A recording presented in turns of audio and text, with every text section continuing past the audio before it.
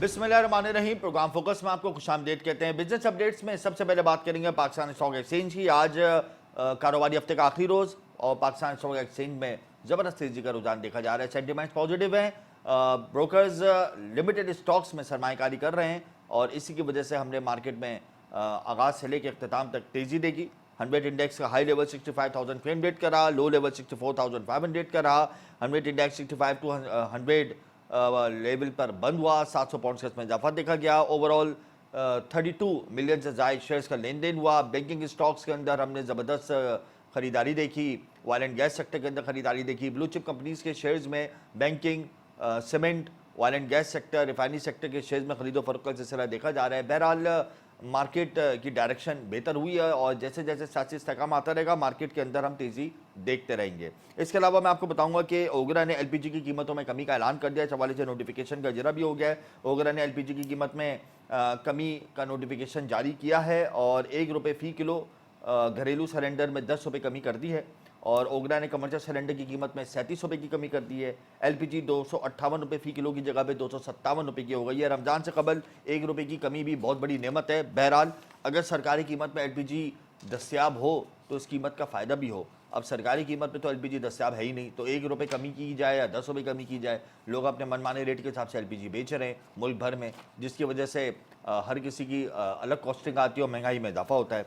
इसके अलावा मैं बताऊंगा कि गाड़ियों की कीमत में होशरुबा इजाफा हो गया है। पाक सुजुकी कंपनी ने गाड़ियों की कीमत में इजाफे का ऐलान कर दिया है। बिजली, गैस, पेट्रोलियम मसनूआत की कीमतों में मुसलसल इजाफा हो रहा है तो उसका इम्पैक्ट तो हर सेक्टर पर आएगा और ऑटो सेक्टर पर भी आ रहा है। और जब गाड़ियों की कीमतों में इजाफा होगा तो ऑब्वियसली इसके नेगेटिव इम्पैक्ट्स डिमांड पर आएंगे और जब डिमांड पर आते हैं तो भाई सप्लाई डिस्टर्ब होती है। तो आने आने वाले दिनों में गाड़ियों की जो डिमांड है उसमें कमी होने वाली है। थोड़े से आपको रेट्स बता दूंगा। सुजुकी ऑल्टो VX की कीमत में 80,000 रुपये का इजाफा हुआ है। उसके बाद नई कीमत 23,31,000 हो गई है। सुजुकी ऑल्टो VXR की नई कीमत इजाफे के बाद 27,07,000 रुपये हो गई है। स्विफ्ट की कीमत 51,25,000 रुपये हो गई है। कल्टस की कीमत 38,58,000 रुपये हो गई है। मुसलसल इजाफा हो रहा है। अब जाहिर सी बात है, शरह सूद 22% पर है तो ऑटो फाइनेंसिंग जो हम देखते हैं कि बैंकों से फाइनेंस कर लिया, गाड़ियाँ ले ली, उसकी शरह में भी हम मुसलसल कमी देख रहे हैं। तो लार्ज मैन्युफैक्चरिंग स्केल में यानी बड़ी सनतों में जो ऑटो सेक्टर है ना, उसकी बड़ी एक अहमियत है, कलीदी किरदार रखता है ऑटो सेक्टर। अब ऑटो सेक्टर मुसलसल हम देखने की डाउनफॉल है, उसकी वजह यही है, एक तो टैक्सेस लगा दिए, उसके बाद फिर डॉलर के मसाइल थे माजी में, खैर वो थोड़े बहुत कंट्रोल हुए हैं तो अब टैरिफ में इजाफा हो रहा है। फिर हम लोहा इंपोर्ट करते हैं, खाम माल इंपोर्ट करते हैं, तो उसकी वजह से बड़ा इंपैक्ट आ रहा है नेगेटिव और उसी की वजह से गाड़ियों की कीमत में और दूसरी कंपनीज भी इजाफा करने वाली है। मुल्क भर में सोने की फ़ी तोला कीमत में 1100 रुपये का इजाफा हो गया है। सोना 2,16,800 रुपये फ़ी तोला हो गया है। 10 ग्राम सोने की कीमत में 943 रुपये का इजाफा हुआ है। 10 ग्राम सोना 1,85,871 रुपये पर पहुँच गया है। इंटरनेशनल मार्केट में फ़ी ऑन सोने की कीमत में $10 का इजाफा देखा गया, जिसकी वजह से आज पाकिस्तान में सोने की कीमत में इजाफा देखा गया है। Pakistan James and jewellers association ने यह दादोशुमार जारी किए। उसके बाद मैं टेक्सटाइल सेक्टर, कंस्ट्रक्शन सेक्टर के ऊपर आज बात करूंगा। टेक्सटाइल सेक्टर पाकिस्तान में बड़ा अहमियत का हामिल सेक्टर है और हम देख रहे हैं कि गैस की कीमतों में इजाफा, बिजली की कीमतों में इजाफा हमारी एक्सपोर्ट को ले डूबा है। तो टेक्सटाइल सेक्टर का सबसे ज़्यादा किरदार होता है हमारे एक्सपोर्ट में। $30 अरब का हमने एक टारगेट सेट किया है माली साल का, जो माली साल हमारा एंड होगा जून में। तो उसमें फिर हम तखमीना जब निकालेंगे तमाम एदाद-ओ-शुमार का, तो उसमें हम देखेंगे कि क्या हमारी एक्सपोर्ट $30 अरब पे पहुंची या नहीं पहुंची। तो बिल्कुल भी नहीं पहुंचेगी हमारी एक्सपोर्ट, कोई तवक्कुआत नहीं है एक्सपोर्टर को, क्योंकि जितनी महंगी बिजली और गैस दी जा रही है ये पाकिस्तान की तारीख में सबसे ज़्यादा है। और उबरी हुकूमत ने जाते जाते एक प्लान IMF के सामने रखा कि सनती शोबों को 9 सेंट्स पर बिजली प्रोवाइड कर दें। तो IMF ने उस फार्मूले को मुस्तरद कर दिया। अब क्या होगा आगे, किस तरीके से सर्वाइवल होगा, हम टेक्सटाइल सेक्टर पर इस हवाले से बात करेंगे। फिर पाक ईरान गैस पाइपलाइन मंसूबे की बातें हो रही थी कि शायद पाकिस्तान ईरान से गैस ले लेगा और सबसे पहले गैस जो है वो गवादर की तरफ जाएगी। हमारे ज़राए ने हमें ये बताया था, लेकिन फिर बाद में अमेरिका ने कहा कि एब्सोल्युटली नॉट और फिर हम इस प्लान में भी पीछे हो गए।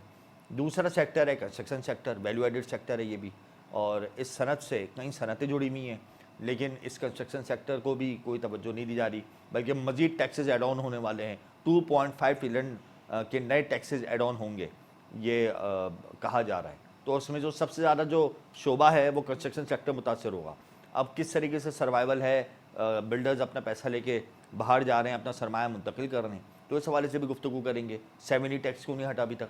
इसके अलावा स्टॉक मार्केट में पूरा हफ्ता आज तेज़ी देखी गई, तो पूरे हफ्ते में जो तेज़ी देखी गई और कौन कौन से स्टॉक्स में काम हुआ और जो सेंटिमेंट बहुत ज़्यादा नेगेटिव थे, वीक थे, वो एकदम से पॉजिटिव क्यों हो गए, उसकी वजह यही है कि जाहिर सी बात है सियासी इस्तेहकाम आ रहा है। लेकिन क्या सियासी इस्तेहकाम 100 इंडेक्स की पोजीशन को बेहतर रख पाएगा ज़्यादा देर, इस पर हम बात करेंगे। आईपीओ यानी नई कंपनियां स्टॉक एक्सचेंज में लिस्टेड क्यों नहीं हो रही, जो एक्टिव क्लाइंटेल है वो बढ़ क्यों नहीं रहा, यानी वो लोग जो स्टॉक मार्केट के अंदर पैसा लगाते हैं उनकी शरह क्यों नहीं बढ़ रही, वो लोगों की तादाद क्यों नहीं बढ़ रही, वो लोग कम क्यों हो रहे हैं, घट क्यों रहे हैं। कुछ सिक्योरिटीज़ कंपनीज ऐसी हैं जो बहुत ज़्यादा मुनाफा कमा रही हैं, बाकी जितने भी छोटे इन्वेस्टर हैं वो सब खसारे में। तो ये बैलेंस अनबैलेंस क्यों हुआ है, तो इन तमाम पॉइंट्स को आज हम प्रोग्राम में तफसीली डिस्कस करेंगे। या वक्त एक ब्रेक का हुआ है, गुफ्तगू का सिलसिला जारी रहेगा, हमारे साथ रहिएगा।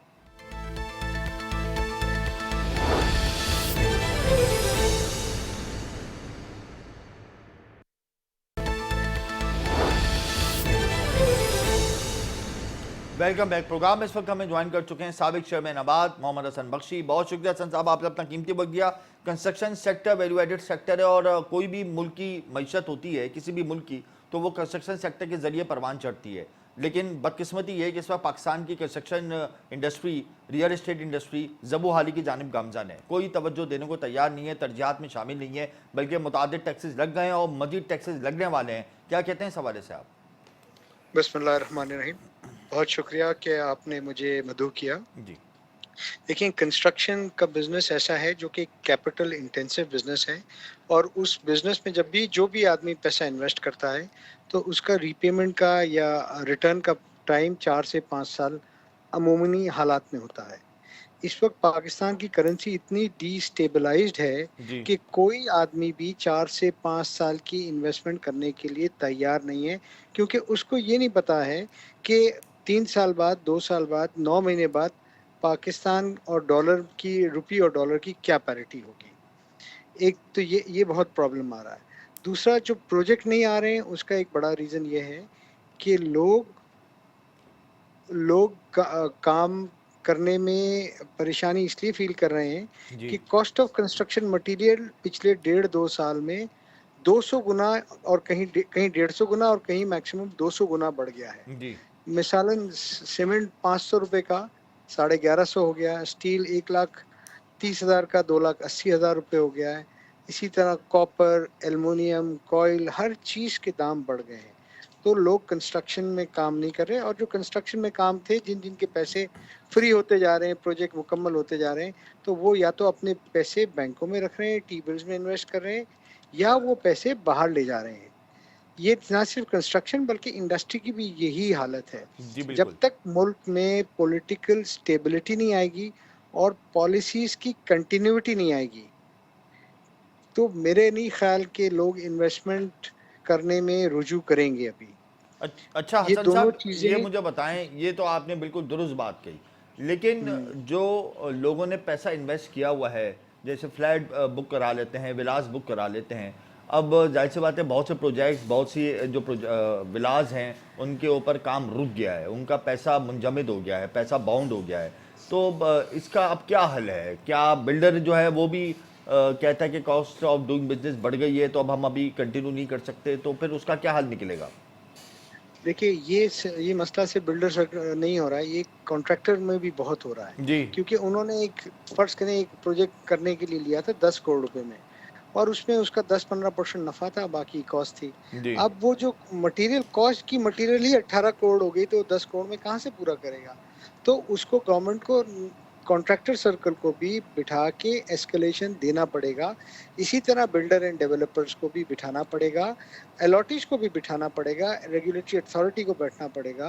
और जो ये हाइपर इन्फ्लेशन रहा है पिछले 1.5-2 साल में, जी इसको किसी न किसी तरह एड्रेस करना पड़ेगा, कुछ एस्केलेशन देना पड़ेगा, कोई रास्ता निकालना पड़ेगा, कोई टैक्सेस में, सेल टैक्स में, एडिशनल सेल टैक्स में कोई छूट देनी पड़ेगी, तब ये जाके चीज़ें पूरी होंगी। वरना होगा क्या, ये बहुत सारे 60% पाकिस्तान के प्रोजेक्ट रुक चुके हैं और मजीद भी रुक जाएंगे, और ये लिटिगेशन की नज़र हो जाएंगे, और ये लिटिगेशन में जाएंगे और लोग परेशान हो जाएंगे। वैसे ही मामला लिटिगेशन में गया हुआ है, मुतादिद सोसाइटीज़ का मामला गया हुआ है, तो लोग तो वैसे ही बड़े परेशान हैं, अभी मजीद टैक्सेस एड ऑन हो जाएंगे। IMF तो कहता है कि कंस्ट्रक्शन सेक्टर और रियल एस्टेट सेक्टर पे आप टैक्सेस लगाइए, और हुकूमत तो जो 2.5 ट्रिलियन के अप्रॉक्सीमेटली टैक्सेस लगाने के ऊपर गौर कर रही है, उसमें सबसे ज़्यादा हिस्सा कंस्ट्रक्शन सेक्टर का है। तो अब किस तरीके से सर्वाइव करेंगे आप लोग? देखिए मेरा कहना यह है कि इस वक्त भी कंस्ट्रक्शन ओवर टैक्स और ओवर डॉक्यूमेंटेड हो गया है, जी जिसकी वजह से लोग शाय हैं इन्वेस्टमेंट के लिए। मैं आपको करीबी मिसाल देता हूँ। दुबई में अगर आप कोई प्रॉपर्टी खरीदते हैं जी तो 4% आपका टैक्स होता है, ट्रांसफर टैक्स। जी ठीक है, प्रॉपर्टी परचेज करते हैं, चाहे वो फ्लैट हो, विला हो या प्लॉट हो।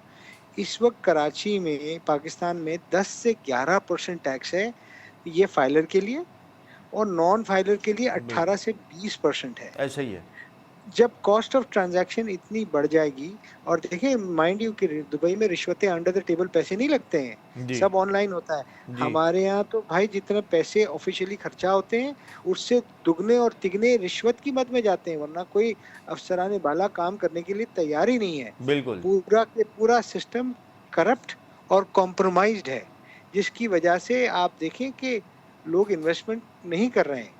यानी लव ये तो सिस्टम जो जो है वो आप लोगों को कितना तंग कर रहा है, लव सिस्टम से आप लोगों की जान नहीं छूटी, ये जो क्रैकडाउन हुआ था सिस्टम के खिलाफ? देखिए सिस्टम के खिलाफ कुछ अरसे क्रैकडाउन रहा, जी और हमने सुख का सांस लिया, स्पेशली कराची और सिंध में। बट अभी तो हमें लगता है कि वो फिर जोरों शोर से आने की तैयारियों में है। हर कोई महकमे में पिछले 4-5 दिन से कोई काम करने को तैयार नहीं है। वो कहते हैं रुक जाओ, अगले हफ्ते नया सिस्टम आ रहा है और वही उसी के थ्रू काम होंगे। इस वजह यानी से तो कोई आप लोग और अपना सरमाया लेके मुल्क से बाहर जाएंगे। नहीं, हम तो यकीन माने थक गए हैं, तंग आ गए हैं, और जो प्रोजेक्ट चल रहे हैं उसको मजबूरी में मुकम्मल कर रहे हैं। क्या मजबूरी समझते में हैं मुकम्मल कर रहे हैं। प्रॉपर्टी की कीमत ऊपर जाएगी इस साल? क्या ये हर शख्स का नहीं, यही सवाल है, क्या नहीं, कराची मुझे का मुल्क मुझे भर की प्रॉपर्टी की कीमत ऊपर जाएगी? मुझे जनरली अगर यही पॉलिटिकल हालात रहे, जी और तो मुझे ऊपर जाते हुए दिखते नहीं है।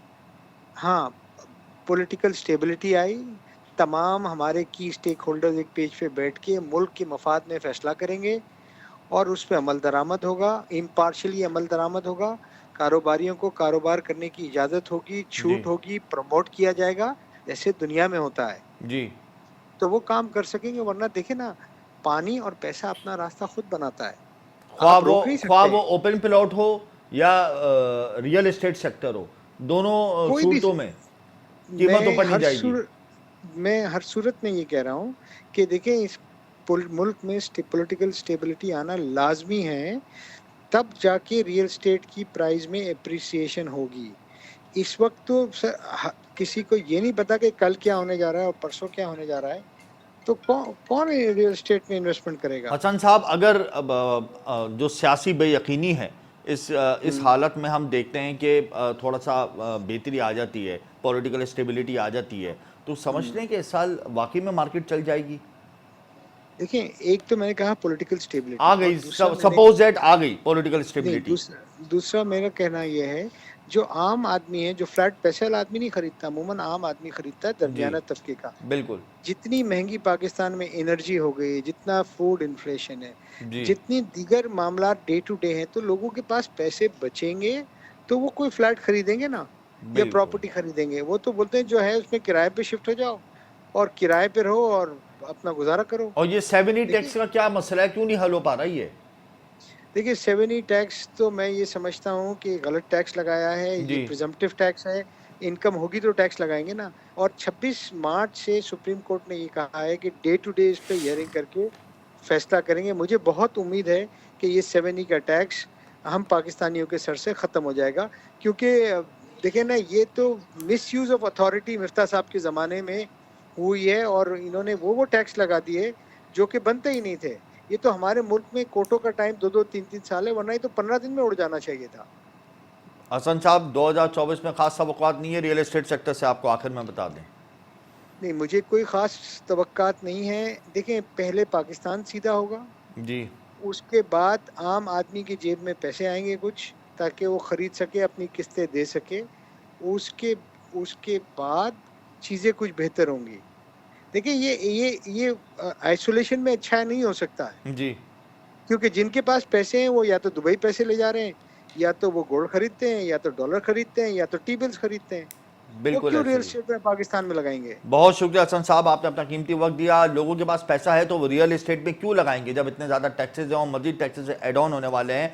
अपना पैसा इन्वेस्टर या तो गोल्ड में इन्वेस्ट करेगा, वहाँ से मुनाफा कमाएगा, या स्टॉक में करेगा, या डॉलर खरीदेगा, या फिर बैंकों में डिपॉजिट करा के मुनाफा हासिल करेगा। जाहिर सी बात है, जब इतने टैक्सेस होंगे और एफबीआर का इतना सख्त चेक एंड बैलेंस होगा, उसके बाद फिर आईएमएफ मजीद कहेगा कंस्ट्रक्शन और रियल एस्टेट सेक्टर पे आप टैक्सेस लगाएं तो जो लोकल कस्टमर है वो भी इन्वेस्ट नहीं करेगा और ओवरसीज़ पाकिस्तानी भी दूसरे रास्तों के ज़रिए दूसरे सेक्टर्स पे इन्वेस्टमेंट करेंगे। बहरहाल बहुत बुरा हाल है कंस्ट्रक्शन सेक्टर का, और यकीनन SIFC कंस्ट्रक्शन सेक्टर को अपनी तरजीहात में शामिल करेगी और आइंदा आने वाले दिनों में कंस्ट्रक्शन सेक्टर बेहतर होगा, ताकि इसके मुस्बत असरात हमारी मईशत पर भी आएँ। और ये वैल्यू एडेड सेक्टर है, इससे कई इंडस्ट्रीज़ मुंसलिक हैं, उन पर भी मुस्बत असरात मुरतब होंगे। यहाँ वक्त एक ब्रेक का, हमारे साथ रहिएगा।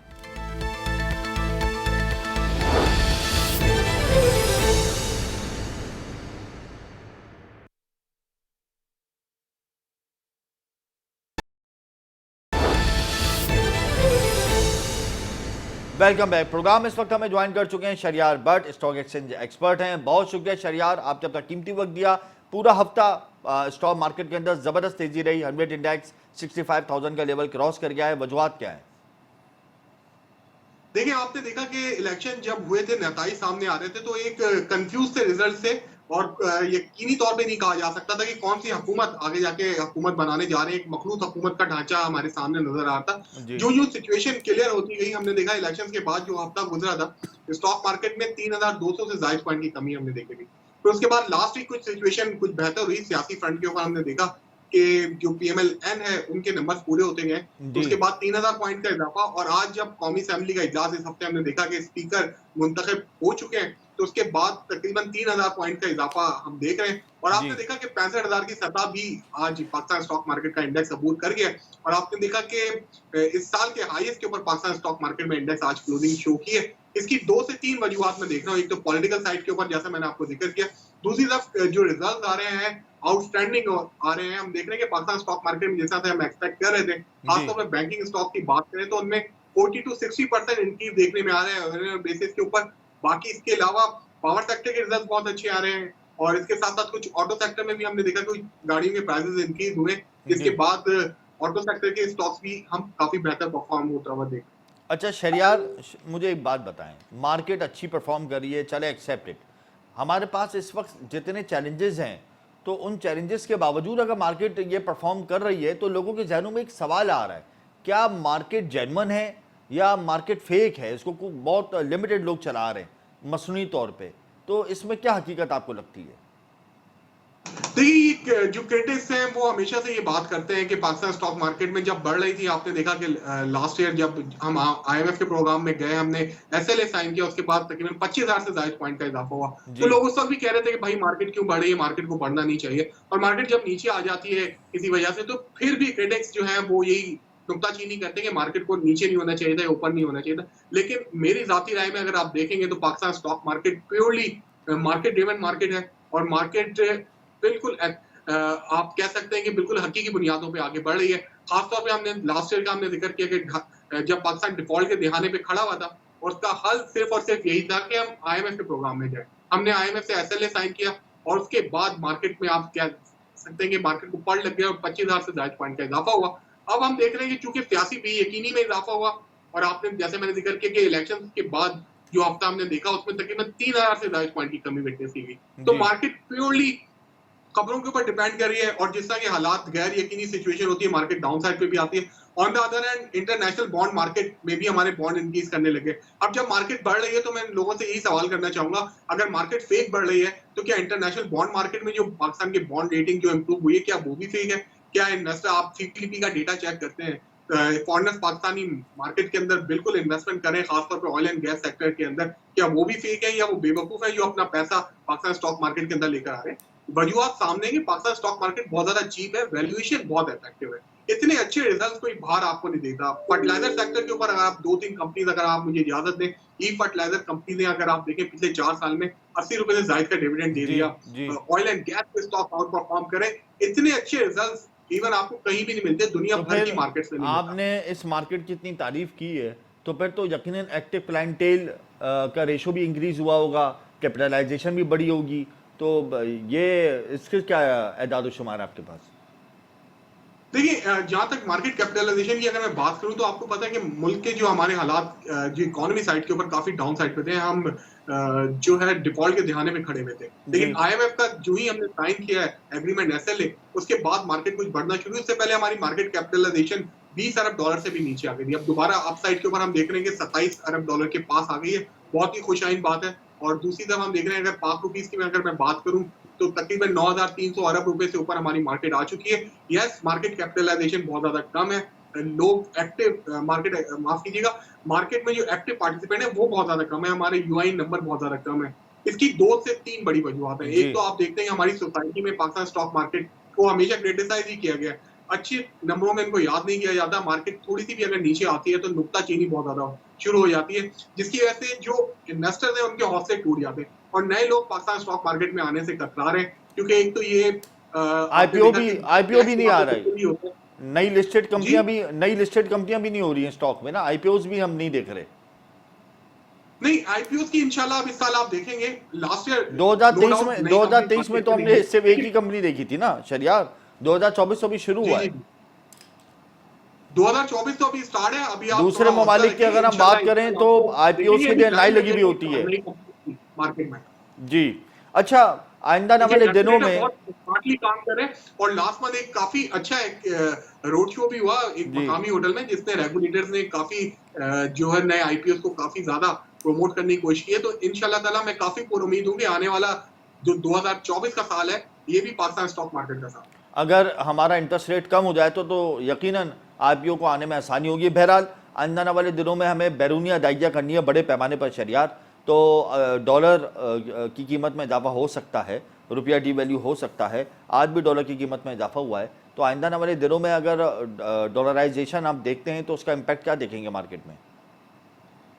देखिए, इस सब चीजों का दारोमदार सियासी जो अदम इस्तेकाम मुल्क में चल रहा है उसके ऊपर। अगर मुल्क में सियासी इस्तेकाम आता है और जितनी भी पॉलिटिकल पार्टीज हैं अगर वो संजीदा आज तो कौमी असेंबली का इजलास भी हुआ है, अब तो सियासी इस्तेकाम आ रहे चल यार। बिल्कुल लेकिन आप देखिए स्ट्रीट पॉलिटिक्स हो रही है, अभी भी धांधली के और ये सारे इश्यूज चल रहे हैं जिनको एड्रेस होना बहुत ज्यादा जरूरी है। अगर मुल्क में सारी पॉलिटिकल पार्टी संजीदा सियासत करती हैं और मुल्क की इकोनॉमी को नंबर 1 एजेंडा बनाती हैं तो फिर आप देखेंगे चीजें लम्हा ब लम्हा बेहतर होंगी। क्योंकि पाकिस्तान की सिचुएशन बहुत ज्यादा खराब है। आपने देखा हमारे रिजर्व 8 अरब डॉलर से भी नीचे आ गए, बिल्कुल नीचे आपने देखा आज करेंसी मार्केट में भी आया। बिल्कुल शरियार, आखिर में ये बता दें कि पूरा हफ्ता मार्केट के लिए तो ये अच्छा रहा। कौन कौन से स्टॉक्स में काम हुआ? लिमिटेड स्टॉक्स में काम हमने देखा, जो ब्रोकर्स से फाइनेंसर्स से उन्होंने लिमिटेड स्टॉक्स को फोकस रखा। तो अब अपकमिंग सेशंस और इस हफ्ते की क्या डिटेल है ये बता दें। देखिए, इस हफ्ते में भी हमने ये देखा और हमारी कंटिन्यू ये रिकमेंडेशन है कि मार्केट के अंदर अगर आप काम करें तो वैल्यू स्टॉक के अंदर काम करें, जिसमें आप देख रहे हैं कमर्शियल बैंक का हमने जिक्र किया कि आउटस्टैंडिंग प्रॉफिट कर रहे हैं। 70% के प्रॉफिट इंक्रीज हुए हैं। पूरा हफ्ता छाए रहे और लास्ट मंथ भी कमर्शियल बैंक से काफी अच्छा परफॉर्म किया। उसके साथ साथ फर्टिलाइजर के स्टॉक्स ने इस हफ्ते काफी आउट परफॉर्म किया है। फिर साथ साथ पावर एंड गैस और ऑयल एंड गैस के स्टॉक्स हैं वो बहुत ज्यादा अच्छा परफॉर्म कर रहे हैं। ऑटो सेक्टर भी आस्ता आस्ता इंप्रूवमेंट में। अगला हफ्ता बेहतर होगा स्टॉक के लिए, क्या प्रेडिक्ट करते हैं, क्या आपका तजुर्बा है? देखिए, आने वाला हफ्ता भी हमें कुछ बेहतर लग रहा है मार्केट में। हमें लग रहा है कि मार्केट 66,000 की सतह भी अबूर कर जाएगी और अपने रिकॉर्ड हाई जो कि 67,000 इंडेक्स है।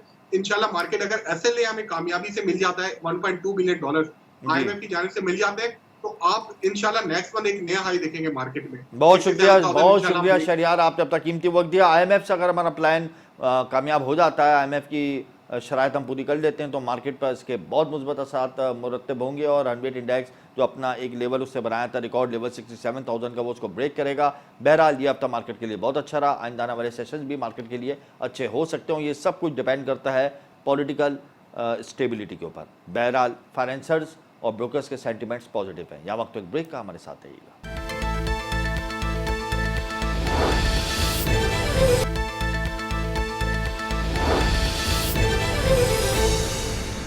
Welcome back. प्रोग्राम इस वक्त हमें ज्वाइन कर चुके हैं चेयरमैन एप्टेमान आसिफ इनाम। बहुत शुक्रिया आसिफ साहब, आपने अब तक कीमती वक्त दिया।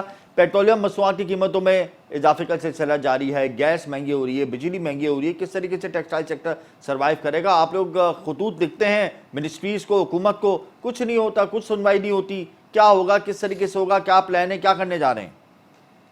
जी, बिस्मिल्लाहिर्रहमानिर्रहीम। देखिए, इसमें एनर्जी का मसला जो है वो खासा गंभीर है। जी। गैस के भी रेट बढ़े हैं और बिजली के तो बेतहाशा ही बढ़ गए हैं। बिजली तो अब पूरी दुनिया में जो है, मैं समझता हूँ कि वन ऑफ द महंगी तरीन बिजली हो गई है, जिसमें इंडस्ट्री का सर्वाइवल मुश्किल है। हमने अभी प्रेजेंटेशन भी की थी जिसमें उन्होंने बताया कि यूरोप से भी हम लोग 2-2 और 2.5 गुना महंगे हो चुके हैं। तो जब यूरोप में उस एनर्जी लेवल पे लफ्ज़ यूज़ हो रहा है, डी इंडस्ट्रियलाइजेशन ऑफ यूरोप, तो यू कैन इमेजिन कि हमारे पास तो पहले ही इंडस्ट्री का बेस बहुत कम है। जी। अगर वो भी तबाह होता गया तो फिर हमारे क्या रह जाएगा पल्ले। आसिफ साहब, आप करने क्या जा रहे हैं, होगा क्या? टेक्सटाइल सेक्टर तो दिन ब दिन हम देख रहे हैं जबों वाली की जानिब गामजन है। इंडस्ट्रीज बंद हो रही हैं, लोग बेरोजगार हो रहे हैं, आप लोग इंटरनेशनल ऑर्डर्स फुलफिल नहीं कर पा रहे। अब होगा क्या? तवक्कुआत क्या है नई हुकूमत से? जी, देखिए, एनर्जी का इश्यू है ना, टेक्सटाइल का तो इसलिए है कि टेक्सटाइल को इंटरनेशनली कॉम्पीट करना पड़ता है, मगर अब जो रेट बढ़ गए हैं वो इतने बढ़ गए हैं कि सारी इंडस्ट्री बंद हो रही है। It's not now confined to textile only, except ये कि जो गैस का रेट है वो तकरीबन आप समझेंगे 11 सेंट के करीब है और बिजली जो है वो 18 सेंट के करीब हो गई है। दोनों ही अनसस्टेनेबल है मेरे हिसाब से। तो हम लोगों ने यही रिक्वेस्ट की है कि 8-9 सेंट से ऊपर किसी चीज़ का भी रेट नहीं होना चाहिए। चेयरमैन एप्टेमा की हैसियत से आपने अभी किसी से रब्ता किया नई मुंतखब जी, हुकूमत हमारी में? मुलाकातें जी, हम लोग मिनिस्टर ऑफ कॉमर्स साहब से भी मिल के आए हैं और वो सब है, उन्होंने एश्योर किया है कि ये ऑलरेडी इन्होंने आईएमएफ से भी टेकअप किया हुआ है एंड IMF ने तो it will formula be done. मुस्तरद कर दिया 9 सेंट्स का। जी, ऐसे मुस्तरद नहीं किया है उन्होंने। अच्छा। I think so they are waiting कि उसकी जो जो नई गवर्नमेंट आएगी वो इम्प्लीमेंट करे। अप्रूव तो मेरे ख्याल में उन्होंने, क्योंकि उसके अंदर रेवेन्यू न्यूट्रल है अप्रूव कर और दिया है इसलिए IMF ने ये 9 सेंट्स वाला फार्मूला? जी, फंडामेंटली तो उनको कोई इतराज नहीं है क्योंकि आपका रेवेन्यू न्यूट्रल है। देखिए, आईएमएफ उन चीजों को करता है और आईएमएफ को ये किस तरह वो भी कर सकता है कि उनको रिपेमेंट भी लेना है ना, कि आसिफ इंडस्ट्री साहब, सारी ये आप बंद बहुत हो बड़ी जाए। खबर दे रहे हैं मेरे प्रोग्राम में कि आप कह रहे हैं कि IMF ने 9 सेंट्स का जो जी, फार्मूला पेश किया था हाँ, उबूरी हुकूमत की जानिब से, उसको अप्रूव कर दिया। उनकी ये ख्वाहिश है कि जो अपकमिंग गवर्नमेंट है, नई गवर्नमेंट, वो इसको परसू करें और फिर उसकी मौजूदगी में ये फार्मूला कामयाब हो सके। आप यही कह रहे हैं? जी, तकरीबन इस तरह, मतलब प्लेन वर्ड्स में तो बात नहीं हुई। तब obviously what we got out of it कि इंशाल्लाह it would be done soon and IMF का तो मैंने आपको फंडामेंटल बताया कि उसमें उनके एतराज की कोई वजह नहीं है। उसकी वजह ये है कि वो रेवेन्यू न्यूट्रल प्रपोजल जो है वो दिया गया था। तो इसका सहरा किसको जाएगा अगर ये अप्रूव हो जाता है तो? जी, देखिए, ये तो पाकिस्तान के लिए है। I think so we should be more interested in कि हमारा मुल्क जो है तरक्की करे रादर देन के सेहरा कौन पहने। अच्छा, मतलब सहरा आप किसी को भी नहीं बना रहे, सही है। बस ये किसी भी तरीके से फार्मूला अप्रूव हो जाए, हमारी एक्सपोर्ट बेहतर हो जाए, ये खुशाइन बात है। हम इस जी, साल एक्सपोर्ट और industry, I think so the what energy tariff will be coming, it would be for the whole energy industry. Tariff तो कम नहीं होते ना, आपको भी मालूम है। हम IMF के प्लान में जा रहे हैं, डू मोर का मुतालबा होगा, ना गैस कम होगी, ना बिजली कम होगी, ना पेट्रोलियम मसवान की कीमतों में कोई कमी होगी, ये तो देखिए, मजीद बिजली में बढ़ेगी। तो अब हम इस पोजीशन पे आ गए हैं कि आप हमने अपने एप्टेमा यूजर का डाटा शेयर किया है जो 70% वो कंजम्पशन कम हो गई है। तो जब 70% कम हो गई है तो इसका मतलब है कि जो 30% रह गए हैं उन पे 70% का बोझ डालेंगे तो वो और जो रह गए हैं वो भी खत्म हो जाएगा। Now everybody understand. मैं समझता हूँ कि पावर कॉरिडोर्स में जो है उसकी पूरी अंडरस्टैंडिंग है कि अब ये 9 सेंट या करे बगैर बिजली कोई गुजारा नहीं है। अगर जब 9 जो सेंट नहीं होती बिजली, मिसाल के तौर पे बिलफर्ज महाल, IMF कहता है कि नहीं, जी, हम ये प्लान अप्रूव नहीं कर रहे, नौ मुंतखब हुकूमत भी नाकाम हो जाती है, तो क्या करेंगे फिर आप लोग? क्या होगा? क्या देखिए, कोई फिर वो प्लान तो बनाया जो आप लोगों ने? नहीं, कोई प्लान बनाना नहीं, सब कुछ खुद हो जाएगा, मतलब खुद हो ही रहा है ना। देखिए, 70% कंजम्पशन ड्रॉप हो गई जब से ये टैरिफ रिवाइज हुए हैं और उसमें कोई चल ही नहीं सकता। तो ऑटोमेटिकली जो है जो एनर्जी डिपेंडेंट लोग हैं वो तो सब खत्म हो जाएंगे। जो चीजें हैं जिसमें एनर्जी की रिक्वायरमेंट बहुत कम है, वो आईटी शाईटी वो कोई सर्वाइव कर जाए। बाकी तो मैं नहीं समझता कि इंडस्ट्री किसी फॉर्म में भी, मेजर इंडस्ट्रीज जिसमें एनर्जी की रिक्वायरमेंट्स है वो चल सके। एक्सपोर्ट का टारगेट अचीव तो हम कर नहीं पाएंगे इस साल, आपको भी लगता है कि हम नहीं कर पाएंगे 23 अरब डॉलर? जी, मतलब उसमें one of the main reason है, मतलब ये आप समझें कि जो 90% of our problem is energy, then rest of the thing जो है वो सब कुछ 10% में फॉल करती है। तो 90% ठीक होने से मुझे उम्मीद है कि हमारे 90% मसले ठीक हो जाएंगे और ये ट्राइड एंड टेस्टेड है। आप देखें 18 से 21 आपकी कांस्टेंट ग्रोथ हुई, कोविड के बावजूद भी हुई। तो उसमें one of the main reason जो है ये एनर्जी टैरिफ ही था। आसिफ साहब कम से कम एक चीज तो। जी जी जी ये बताएं कि हम अल्टरनेट सॉल्यूशंस पे क्यों नहीं जा रहे, हम सोलर पे क्यों नहीं जा रहे, हम विंड पे क्यों नहीं जा रहे। अब जब इतने मसाइल हैं तो हम आज खुद तवानाई पैदा कर लें बिजनेसमैन और अपनी एक्सपोर्ट को बेहतर कर ले, वो ज़्यादा सस्ता नहीं जी पड़ेगा बिल्कुल, फार्मर ये को। आपने बहुत अच्छा सवाल किया। ये हमने गवर्नमेंट को भी, देखिए जो आप मैक्सिमम सोलर अचीव कर सकते हैं वो 20% है ओवर द ईयर। जी कभी 16 होगा, कभी 23 होगा ना, तो आप 20% तक अपनी बिजली मैक्सिमम खुद पैदा कर सकते हैं। जी हमने गवर्नमेंट को ये तजवीज भी दी भी है कि आप हमसे जो है वो 5 मेगावाट रिवर्स ले लें ताकि हम 40% तक पहुंच जाएं। जी और उसमें भी लिमिटेशंस है, जो शहर में है उनके पास इतनी जगह नहीं है कि वो लगा सकें, जो गाँव देहात में है वही लगा सकते हैं, या जहाँ जिनके पास बड़ी जमीनें हैं तो इसको एरिया बहुत चाहिए होता है। विंड की भी लिमिटेशंस है कि विंड सिर्फ आपके कोस्टल एरिया तक है, और अगर विंड कॉरिडोर जैसे पंजाब में डीजी खान में है या और कुछ मरगला की तरफ है, तो वहाँ मिल अगर किसी की मुल्तान में है तो वो मरगला से क्या करेगा, उसके लिए भी हमने तजवीज़ दी हुई है जी कि आप व्हीलिंग अलाउ कर दें कि कहीं भी बिजली प्रोड्यूस हो उसको हम दूसरी जगह यूज़ कर लें, उसके यूज़र चार्जेस ले लें।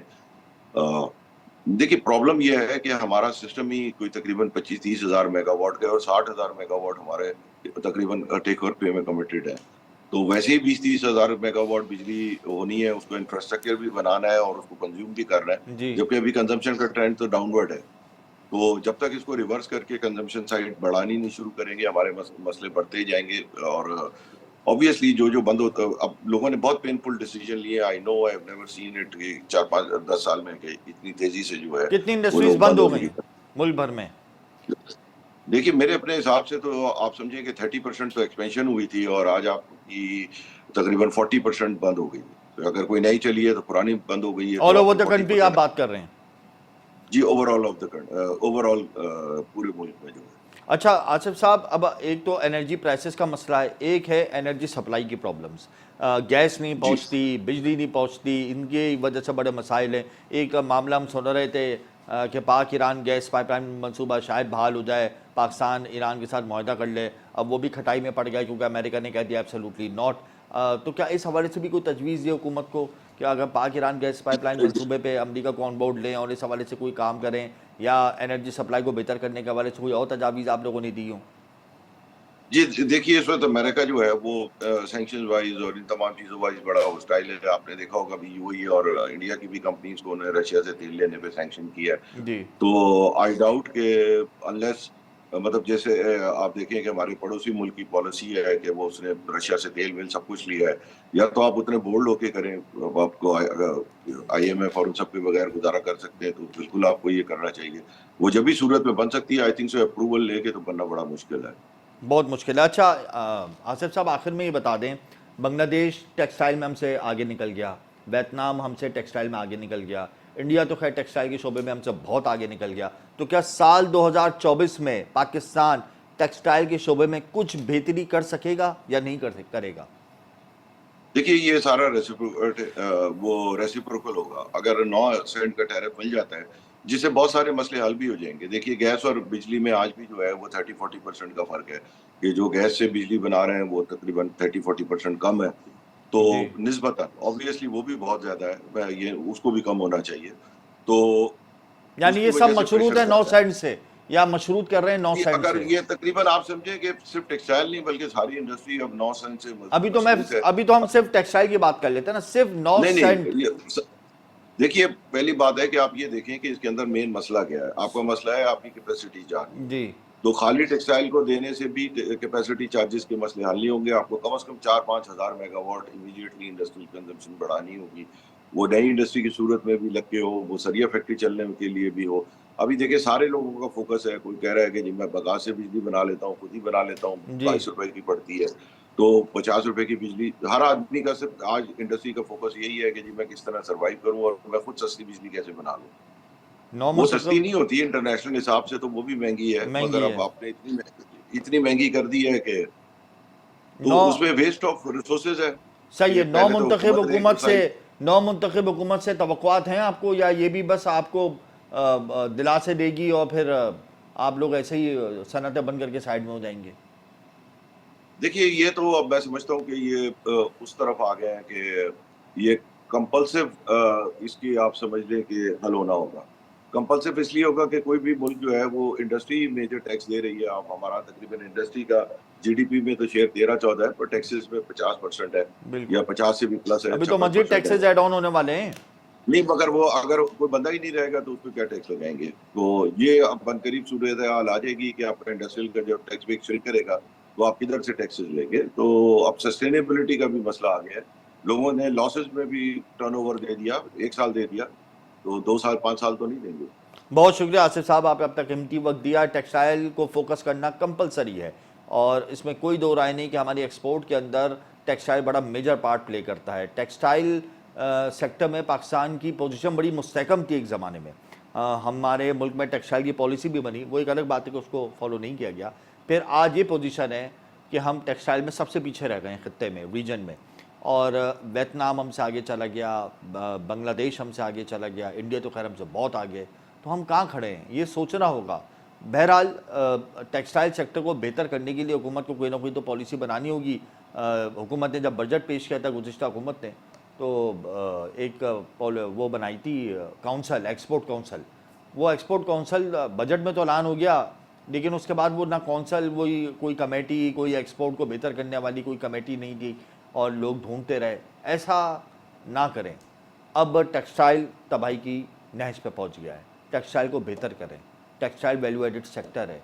बिजली गैस के मसाइल हैं मुल्क में, इस बात को हम तस्लीम करते हैं, लेकिन कोई ना कोई एक ऐसी पॉलिसी हो, अल्टरनेट पॉलिसी हो, अल्टरनेट एनर्जी पॉलिसी हो, जिससे हुकूमत बिज़नेस कम्युनिटी को, टेक्सटाइल सेक्टर को रिलीफ दे सके। बहरहाल चैलेंजेस होंगे इस हुकूमत के लिए और टेक्सटाइल सेक्टर के लिए भी चैलेंजेस अभी मज़ीद बढ़ेंगे।